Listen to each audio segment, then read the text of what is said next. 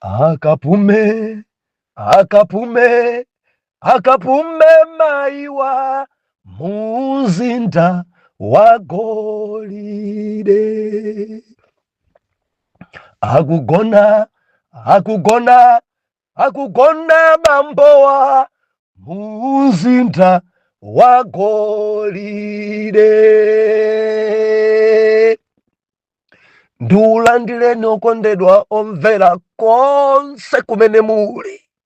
Heneleke ichale mtumiki wanu Believer lelo pa 6 August 2025 utumiki wa amai sabutopiki imfa zoziyambadala.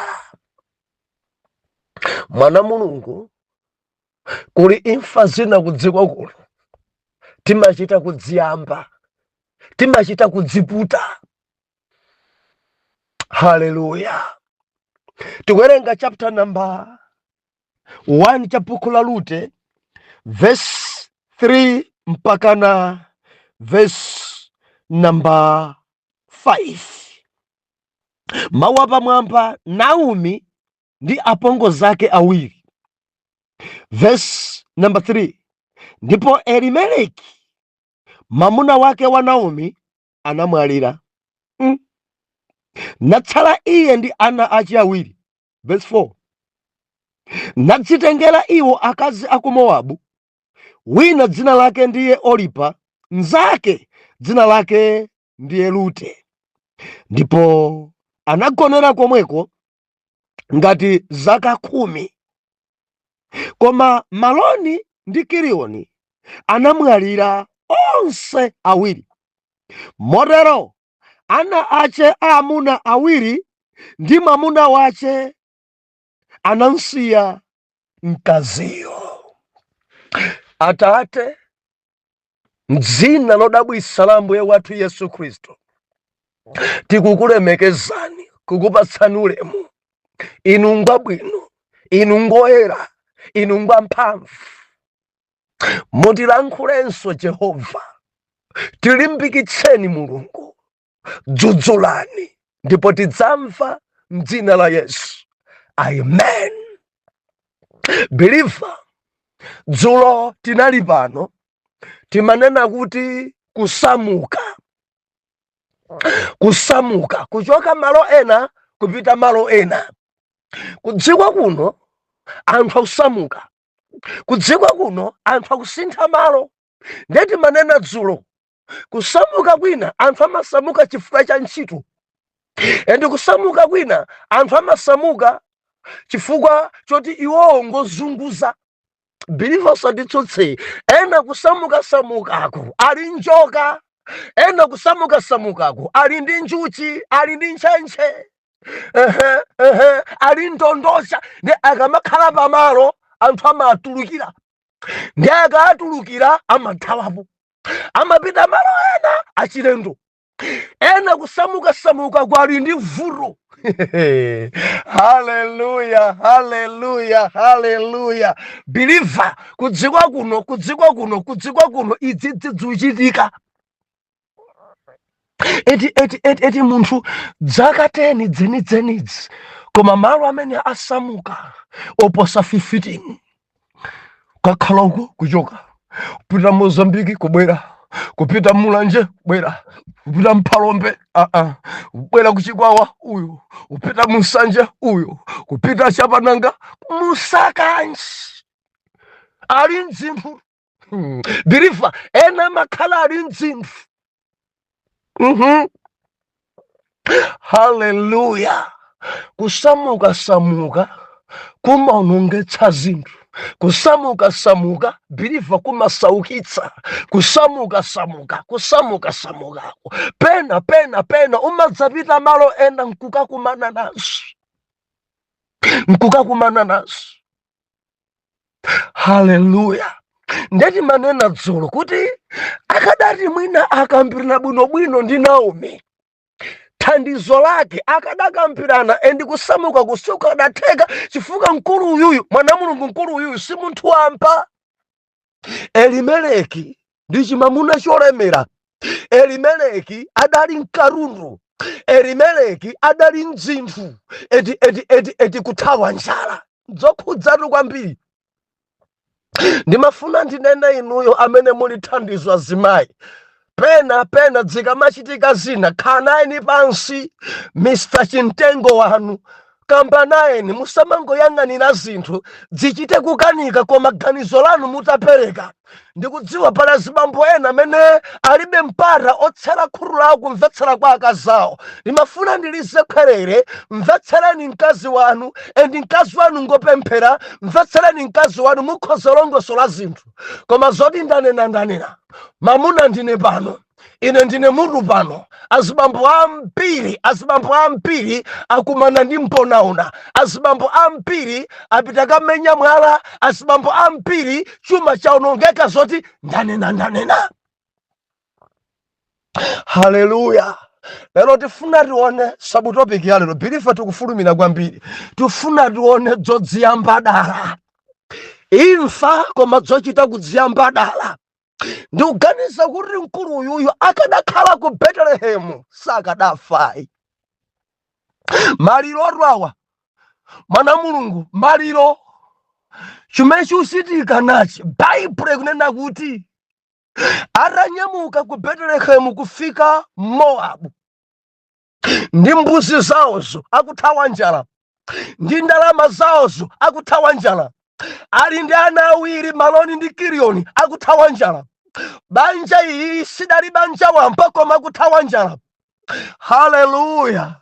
Believer, ndimafuna mundimvetsetse kunena kuti sikuti anapita wawa kukasaka ntchito.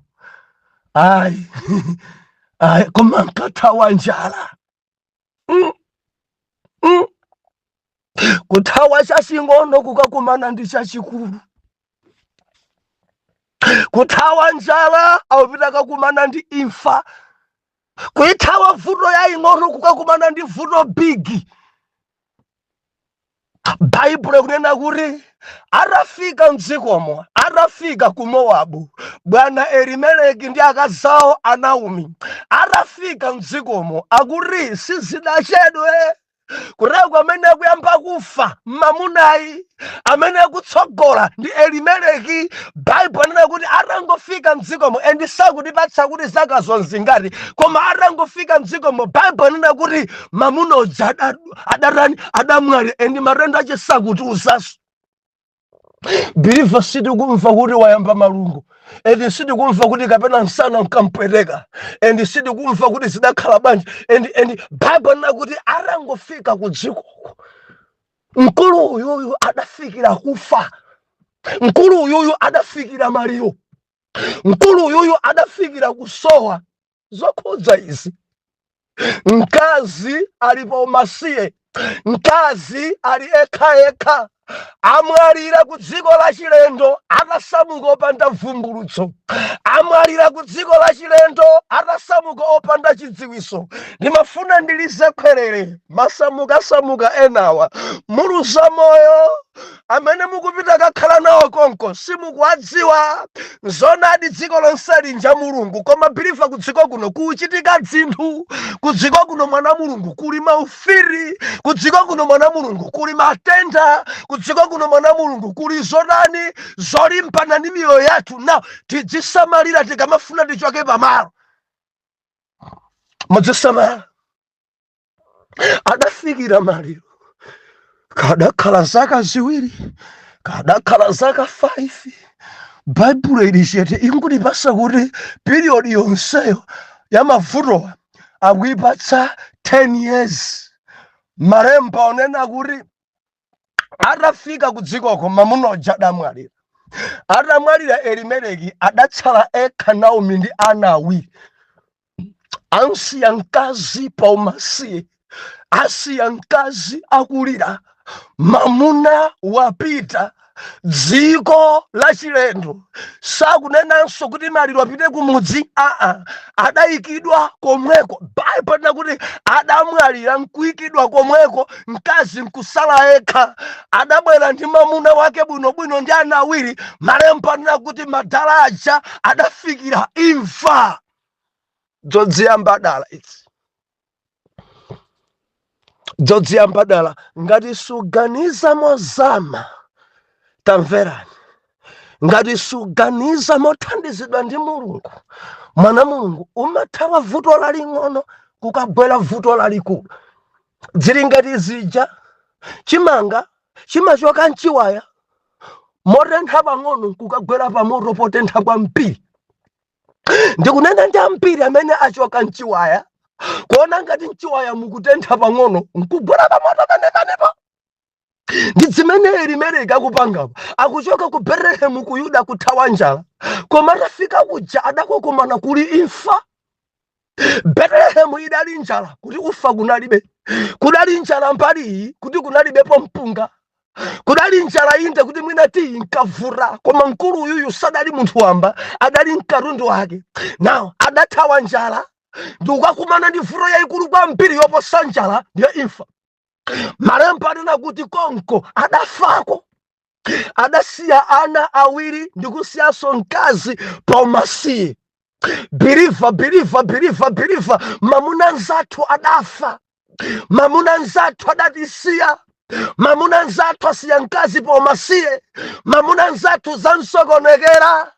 Adasamuka opanda vumbuluso, zodziyambadala adakakumanako ndi imfa.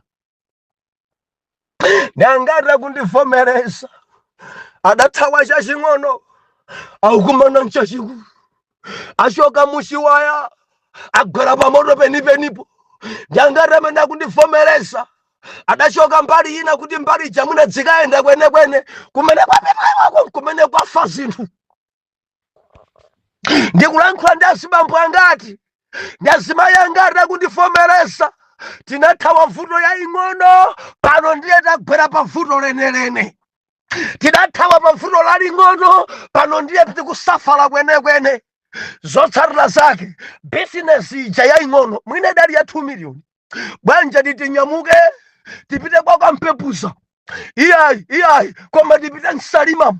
Enati koma tipite mchinjimu. Enati koma tikakhale palunzu.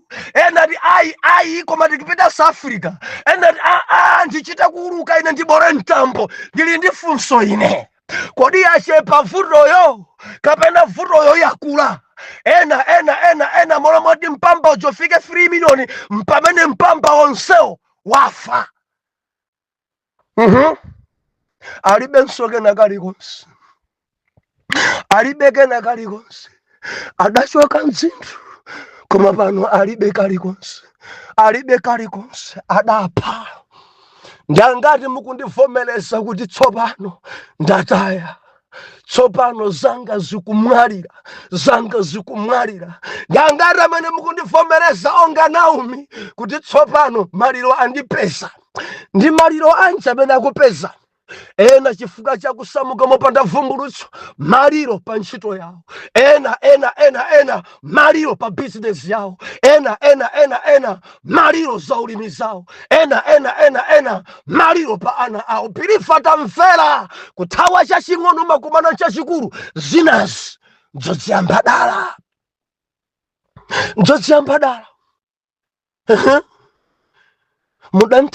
Mudanthawa na phiri. Mwati kuti mukapeza mtendere ku Mowabu, nde mudakakwatira kumeneko na banda. Mowabu wanu na banda.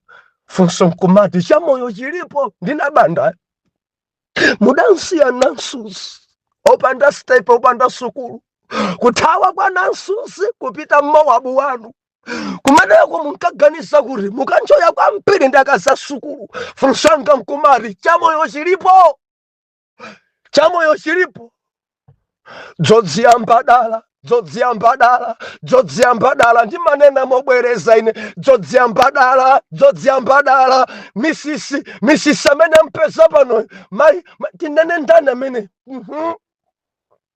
uyu nabandai angoja sakudziwa kumene kudachokera izo, malo moti chitukuko chipita chitsogolo chikufa angachakulira onga Naomi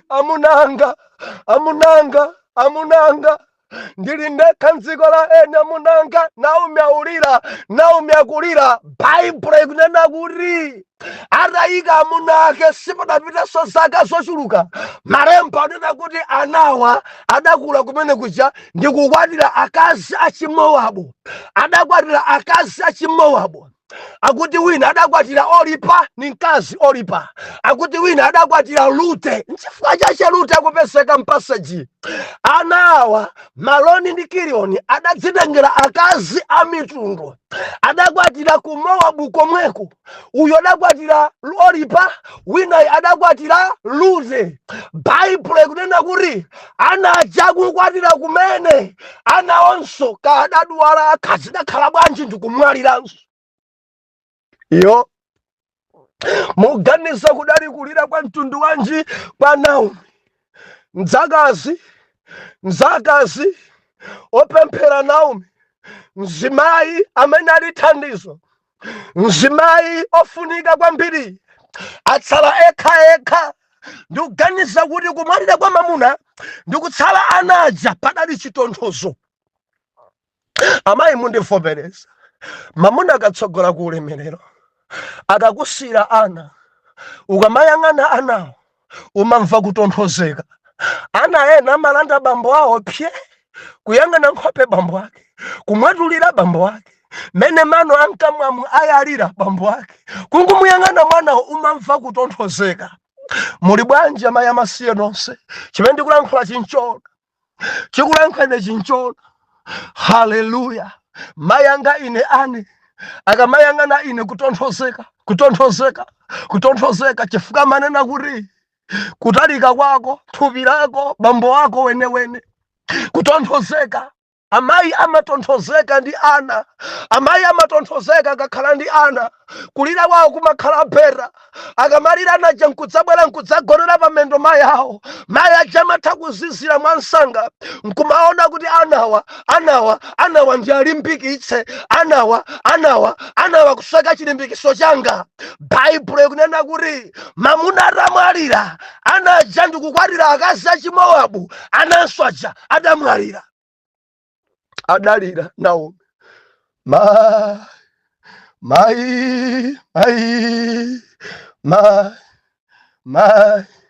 Mamuna ndilibe wapita, ananso awiri ndilibe apita.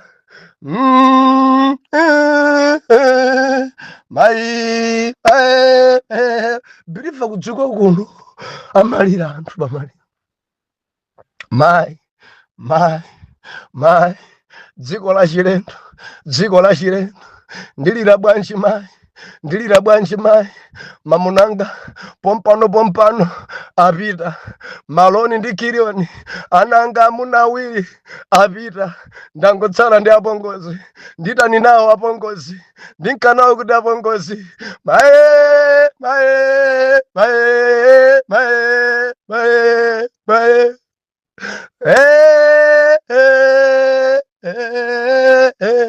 Maliro mdziko la eni. Adalira Chiyuda mdziko la eni. Adalira Chiheberi mdziko la eni. Adalira mdziko la eni. Haleluya. Zomvesa chisoni izi. Nzokhudza roko ndidomvera izi. Mzimayi amene adali ndi mamuna wake, mzimayi amene adali ndi ana ake amuna awiri, pano ali ekha. Mayi ali ekha. Ana atsogola, mamuna atsogola, ali ekha mdziko la chilendo, ali ekha ndi apongozi, ali ekha senamari, ali ndi akwenyala awiri. Ana aini ake adabwera pamenepo chifukwa cha banja. Mamuna amene adakwatira onse amwalira. Muganiza bwanji adzikhalabe atsikana sanabereke nawo amunawo.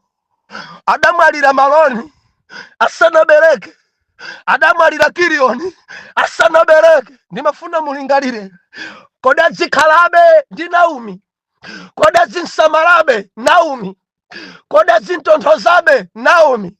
Anawa osabalawa osaberekawa azikhalabe kwa apongozi? Kodi sabwerera kwawo, sapita kwawo eka eka eka eka? Andi zimene zinkachitika zitatha zaka 10. Mukhoza kuona kuti nzowa 10 years kuluza mamuna, kuluzanso ana, imfa zoziyambadala, zoziyambadala. Ndikunena ndi angati akundivomereza imfa zina zoziyambadala. Ndimafuna ndinene ndinu azibambo musamale kwambiri pakuchitika zibwana kwambiri kwa zibambo zina zimukudziyambadala, mukudziyambadala, mudzita kudziputa nokha. Imfa zochita kudziputa nokha mene kudziko kwa ipirako maso mwamwa zodziyambadala, zodziyambadala, zodziyambadala. Ena akubayani, ena akulasani ni mifyuri, ena akugendani, mudziyambadala. Imfa zodziyambadala. Ta Malawi mvetsera deka. Malawi khazikika pa malo ako deka. Dzinazi akukhapa. Uzisamala pochita zinthu, muzisamala pochita zinthu. Chifukwa ena imfa zawo zikuchokera ku matenda odziyambadala. Chifukwa ena imfa zawo akumapita okha kwasinga ngakufuna kukhwima zodziyambadala. Biliva pali imfa zina zikamachitika anthu amalira inde, komabe kumakhala kulingalira bwanji ati iyi afa kuchibwenzi. Zodziyambadala. Ndamva mmakutu wangawa ine kuti dzasokonekera kuchibwenzi. Ena adafera kuchibwenzi komweko, zodziyambadala. Ena adafa ataphonya zizimba, imfa zodziyambadala. Ndikuti zodziyambadala. Ena adakakamira munda mwaeni, zodziyambadala. Ndikuti zodziyambadala. Kudziko kuno kuli imfa zina zodziyambadala. Ndikuti zodziyambadala. Biliva imfa zina zimulungu amavomereza nthawi yakwana, koma pali imfa zina kudziko kuno zoziyambadala. Matenda ena amene anthu akudwalawa inde mulungu avomereza, koma pali matenda ena tamverani zodziyambadala. Ndimafuna ndikufunseni, chilipo china chimene chikuchitika pa moyo wanu mukuchizindikira nokha kuti ichichi ndachita kuchiyambadala. Mavuto amene abwera ku banja lanu ena zodziyambadala. Adali mkazi wabwino kwambiri, mkazi wanu thandizo lenileni la mzimayi, koma mampangisa kuti afike pamenepa zodziyambadala. Akamakhala mkazi wopemphera samakhala ngati chitsere kwete, ngati chitsiru chanu ngopemphera ndikumangopanga chilichonse ngopemphera mwene. Ndi mkazi wangwiro, ndi mayi wachigwirizano. Mukufika pamenepo mpaka nani mkazi wachibwenzi pa nyumba. Zodziyambadala. Chibanja chagwedera zodziyambadala. Baibulo ikunena kuti adamwalira mamuna, kumwaliranso ana, ndikutsala ndi apongozi awiri. Kuja adathawa njala. Vuto ija yakula kuposa njala. Vuto ija yaposa njala. Vuto ija yaposa njala. Chimene chikuyenda m'maganizo a Naomi, ndikadadziwa sindikadabwera, ndikadadziwa sindikadasamuka, ndikadadziwa ndikadakana ku Betelehemu. Maganizo mwacha nkalingalira tidasiya ena chintengo ku Betelehemu, Mr. Chimwala ali ku Betelehemu, tidasiya mbumba ku Betelehemu, abale athu ali ku Betelehemu. Adamva kumudzi kuja kuti kumene kuja kutali kudzili bwino, palibe amene amwalira, onse ajali bwino. Koma iye Naomi adafika pamene kuti mamuna ndilibe, wapita, ana ndilibe, apita. Ndilira bwanji, ndikhala bwanji, ndichasa bwanji ndi ena, ndikhala bwanji ku dziko la ena. Mamuna amene ndabwera naye kulibe, ana amene ndidabwera nawo kulibe. Ndili ndi ana aeni atsikanawa, ana miyali ofunanso kulowa mbanja. Ndikhala bwanji kudziko kuno, ndikhala bwanji kwa eni, ndikhala bwanji opanda mamuna, ndikhala bwanji. Haleluya. Timafuna tiphunzire tonse, tisamale ndi kusamuka. Timafuna tiphunzire tonse pamenepa, tidzimvesera Mulungu pokuchita zinthu. Ndimafuna tiphunzire tonse pamenepa, tikhoza kukaluzisa miyoyo ya ana. Ndi angati chifukwa cha kusamuka kwanu ana anu akuvutika? Ena mwina sadamwalire, koma kusamuka kwanu ana anu sikulu zikwenda. Chifukwa cha kusamuka ana anu zikwenda bwino ku sikulu. Ana anu chisamaliro chili bwa. Chifukwa cha kusamuka ena simudaluze ana, ena simudaluze chuma inu. Chifukwa cha kusamuka ena simudaluze mamuna, ena simudaluze mkazi. Chifukwa cha kusamuka kodi chikondi chanu chilipo chidafa. Biliva ku Mowabu kudapha chikondi. Ndikukamba ndi ena kudabwa pano akazanga amene ndidali nawo ku Malawi, asintha chikondi chawo si chimenechi. Atafika mdziko la ini mkazi abwera chibandubandu kusamuka. Nayenso ulemu wonse wa mzimayi wa Chimalawi udatha. Nawo ayamba kutsanza amene akhoza kupangira, ayamba kuwatsanza amene azungu akupangira. Zotsatira zake za ulemu zolemekezana zidafa. Mbanja mwanu chimene chidafa ncha, mbanja mwanu chimene chamwalira ncha. Ena ndi mtendere udafa. Ena ndi kuyanjana kudafa. Ena ndi mabizinesi adafa. Ena ndi chuma chidafa. Ena ndi ziweto zathakufa. Ena ndi ana apita. Ena biliva zambiri zimatha, zimachoka chifukwa chosamuka. Chafa nchani bayi? Naomi, imfa ya mamuna wake, komanso imfa ya ana ake awiri. Imfa zitatu zidachitika pamoyo wa Naomi. Nkuti nthawi izi ziweto zijalibenso. Nthawi nkuti chuma chichanso alibe. Nthawi nkuti ulemu uja wathanso wafa. Nthawi ndekuti abwera mzimayi wamasiye. Nthawi ndekuti akumva kupweteka ku Mowabu. Ndangati ndikulankhula nawo muli Mowabu, koma dzuku wawa kwambiri. Muli Mowabu, koma zinthu zamba kufa. Nimafuna ndinene bwanji zisadathe zonse mubwerere. Ndikuganiza kuti kumwalira kwa Elimeleki akadangobwerereratu Naomi. Kumwalira kwa mamuna wache pomwe paja njira ndikuyidziwa, ananga tiye ntibwerere. Ndimafuna ndilize phalere zisadathe zonse, bwererani ku Betelehemu. Ndili ndi uthenga wabwino ine. Zisadathe zonse bwererani kwa Yesu. Kumene muli ku Mowabuko kumasaka za zinthu. Kumene muli ku Mowabuko zambiri zimafa. Kumene muli ku Mowabuko mamuna apita. Mukasekelabe na mukhalabe konko ananso apita. Ndikukamba ndi ena china chake chimodzi chafa ku Mowabu wako, bwanji ndikulangisa utabwera zonse zisanathe. Ndi abambo angati ali ku Mowabu? Ena mukundivomereza nditafika kuno ziwiri zafa. Sindikudziwa koma mukuzidziwa. Bwanji mutabwerera kwa Yesu. Bwanji mutabwerera kwa Yesu kuti zonse zisakhale maliro. Zonse zisakhale maliro. Ena ndikunena nawo Mowabu wawo adaphera utumiki, ankalalikira ku Malawi, koma atangofika Mowabu mawo cha utumiki chidafa. Ndimati ndinene maliro asadachuluke, bwanji mutabwerera. Bwererani kwa Yesu.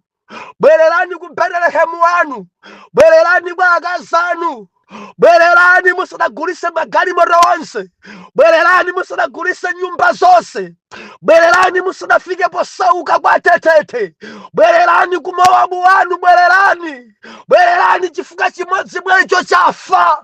Bwerera zonse zisanathe. Bwerera. Naomi akadazindikira, akadadziwa pakufa pa mamuna wake kuti ananga tenti bwerere, akadapulumutsa miyoyo ya ana. Koma dalola ana aja kukwatira komweko. Zotsatira zake ananso adafa. Ndimafuna ndilize pwerere. Ukangozindikira kuti china chake chafa, msangasanga bwerera. Moyo uli mwa Yesu. Timasungika m'Betelehemu, bwerera. Timatetezeka m'Betelehemu kwa Yesu, bwerera. Chuma chathu chili mwa Yesu, bwerera. Business yabwino, ntchito yabwino, mabanja abwino, bwerera ku Betelehemu. Bwerera ku Betelehemu. Bwerera kwa Yesu. Kumowabuko ena kumowabu amba uchita zosadira kuchita kumowabuko mapemphero ajadasika kumowabuko kusala kuja kucha kudafa kumowabuko intercession maofa naita nyumba jadata kumowabuko ukufa zambiri kwafa zambiri ndukamba ndi ena lini maliro oposararu. Intercession idafa ku Mowabu. Kusala kuja kudafa ku Mowabu. Chikondi cha banja chidafa ku Mowabu. Chuma chikutha ku Mowabu. Maliro anu ndochuluka bwanji. Langizo langa. Bwanji mubwerere zonse zisanati. Naomi akulira. Mai ndilira bwanji mai. Mai ndilira bwanji mai. Mai.